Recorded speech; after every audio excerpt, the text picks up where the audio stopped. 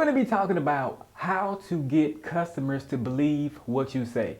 Now, here's what I'm talking about. Have you ever been involved in a situation, either you or either your team members, been involved in a situation where a customer perhaps calls in and then you have to tell them something, but the customer doesn't believe what your team member is saying, and the customer's like, oh yeah, hey, let me talk to a supervisor, or oh hey, yeah, let me talk to the manager, or something to that extent? That's what this video today is going to cover. How to get a customer to believe what you're saying. Now, in order to do this, it's really simple, and it's only two things needed for this right here. It's going to be to sound more confident, and number two is going to be to know your products. Now, during today's video, we're going to be dealing with a pool cleaning company. Now, the issue is going to be the consumer needs their pool cleaned, okay? The customer needs their pool cleaned, but the business can't come out until next week due to a back order on products, okay? So that's what we're going to be talking about during this video here. So now, the first thing is sound more confident. When you're talking to customers, you have to sound confident. Confidence is going to be king in any kind of interaction or transaction with any customer. I mean, honestly, confidence is going to be the absolute dominating factor that's going to make the customer believe what you're saying, or going to make the customer ask for somebody else who sounds more knowledgeable.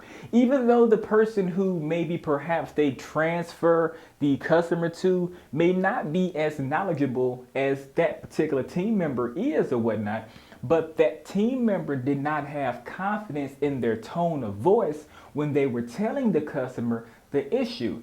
So that's going to be the key thing to making a customer believe what you're saying. Number one is to have confidence in what you're saying.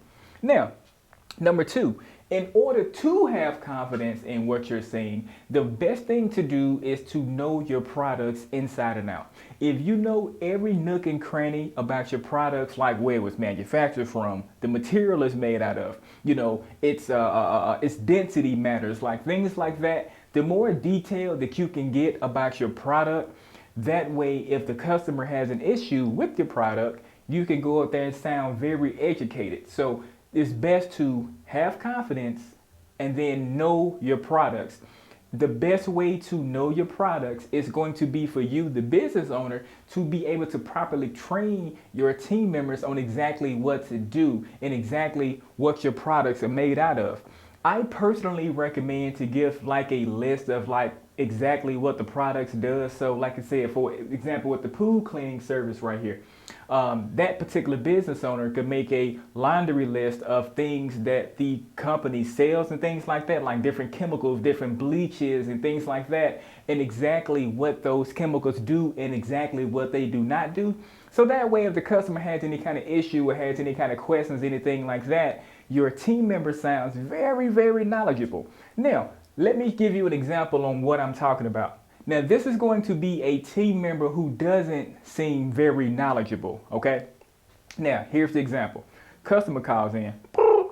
Hello? Yeah, I need to get my pool cleaned. My grandson, he put a Barbie doll head inside of the pool, and now my pool is over flooded, and then we got that fixed, but it needs to be cleaned. But I need for you to come out and check my valves and everything just to make sure everything is working properly. Would you be able to do that? Now, here goes the customer agent. Here goes the agent, the team member. Let me see. Let me check the schedule. Hold on. Let me see here. Click, click, click, click, click, click, click, click. They're going to be on their computer, nervous as hell. Click, click, click, click, click, click. What kind of pool do you have? Now, if you check the example, that particular agent, he didn't sound confident at all. He almost seemed like he fell asleep during the transaction.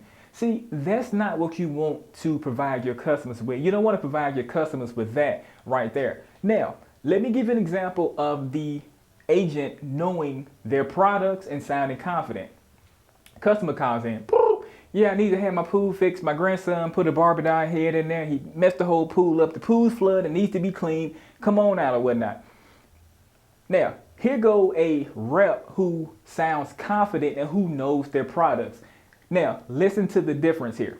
So, okay, now you say that you need your pool clean and you need your valves clean. Okay, now we won't be able to actually come out until next week because the particular pool that you have the LYXZ coaxial infinity pool. And then that coaxial infinity pool consists of a 16.5 inch diameter reducer that reduces it down to 7.5 inches. So once your grandson put that Barbie doll head inside of your pool, that's why you flooded and it's like that. So now the reason why we can't come out until next week, Regina, is going to be because that reducer is on back order. Now it'll be here about 2.5, like 7 weeks, sometimes 3, but we will definitely give you a call.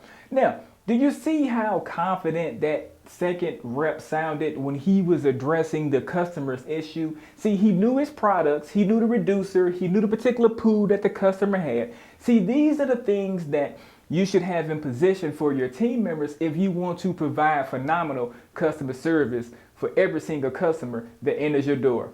Now, that about wraps it up for today's video. If you like this video, please like and subscribe. Until next time, I'll catch you later.